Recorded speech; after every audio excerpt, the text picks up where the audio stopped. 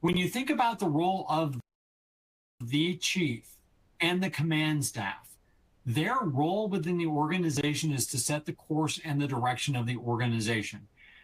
These individuals are solely responsible for making sure that we have the right number of policies that cover the right number of topics.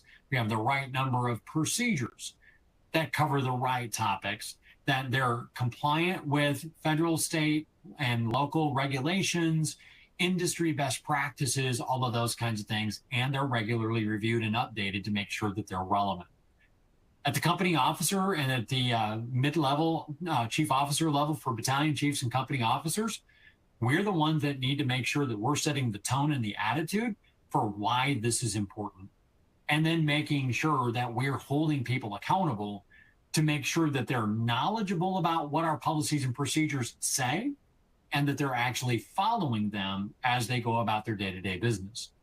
But all of us are also responsible for knowing exactly what the policies and procedures for the organization are and what your specific role is in the execution of those. Our attitude is as much about the value of that policy and procedure as it is the content itself. There's a lot of times people are like, well, it's the dumbest policy I've ever heard. Or we talked about mandatory seatbelts earlier. Well, you know, we got a mandatory seatbelt policy, but I mean, we're just going to the store around the block. I'm not going to wear that stupid thing. Whatever that is, right? Attitude has everything to do with how we perceive these policies and procedures, and frankly, how much we comply with them. So we also have to make sure that when we're in a disciplinary environment, we have to make sure that every policy and SOG is applied equally, fairly, and equitably across the organization.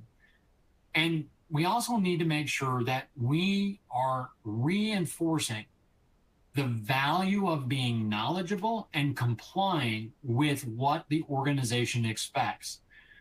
But what we also need to remember is that attitude is an important part of what we bring to the fire service organizations that we serve, and just to the job in general.